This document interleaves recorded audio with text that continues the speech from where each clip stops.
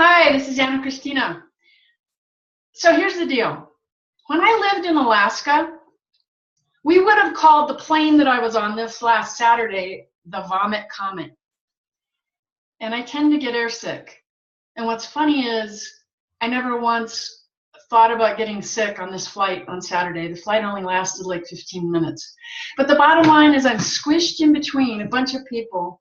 There's 24 of us on this plane, squished in, barely can even fasten the seatbelt. I have a 35-pound backpack on my back with 2 parachutes in it. I have my instructor whose knees are touching mine because we're directly in front of each other, my lead instructor, my secondary instructor there, and then the photographer right there. And the bottom line is I went into this panic thing as I crossed the threshold into the airplane when we were on the tarmac. I don't know what hit me, but it hit me, and it hit me very hard.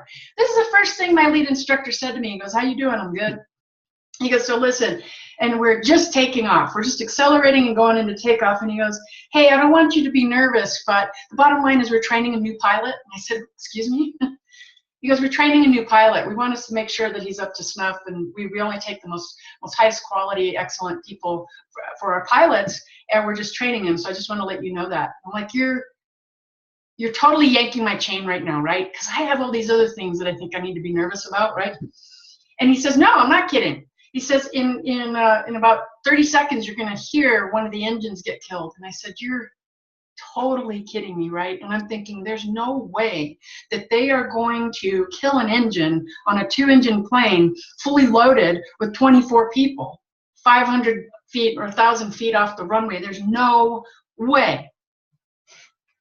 And I look over, and the pilot is right here in my sights.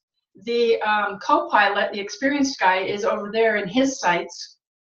And I look over, and I swear I see a left hand come out of the right seat that I can't see, and I see him yank down on the throttle, and sure enough, the engine behind me dies. They killed it, I guess, at about 800 feet. And I'm thinking, oh my gosh. And he proceeds to tell me how awesome this pilot is, and how an engine died last year, and this and that and the other, and I'm going, holy cow. And we're climbing in altitude, and I'm about to jump out of an airplane after 7 hours of training. I'm jumping out by myself, not tandem. I do have 2 instructors that are jumping with me.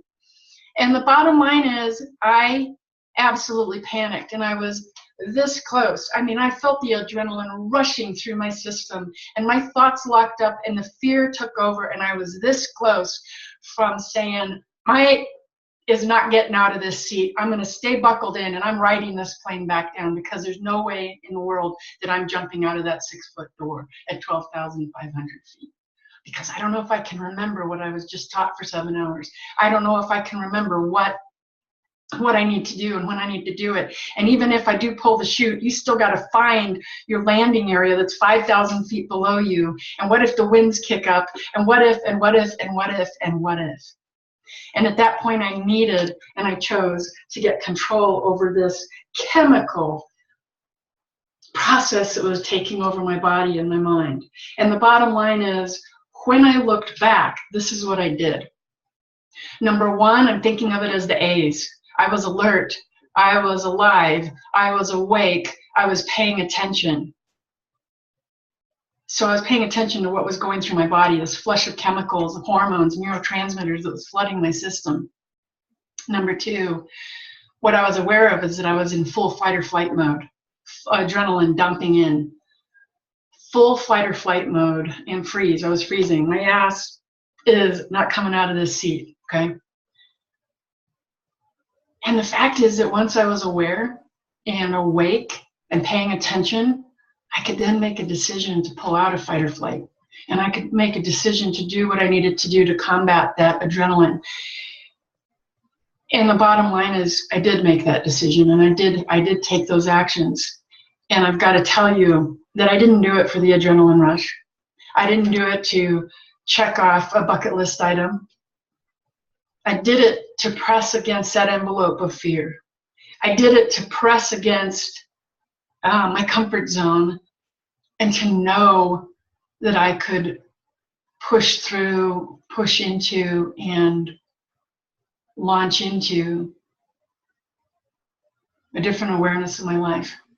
And I did. And shortly after I used this tool that I teach all the time, this tool that seems so simple as to be ludicrous, as soon as I used this tool coupled with another one right after it, within seconds, I could feel the calming.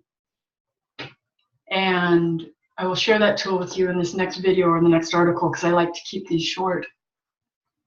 And I don't know about you, but the bottom line is, if I can get my adrenaline under control at 12,500 feet when I'm about to leave an airplane door that you have to hunch under and then leap out of, I mean, the bottom line is, when I've never done anything like that before in my life, the bottom line is I can use that experience to help me in my daily events, can't I?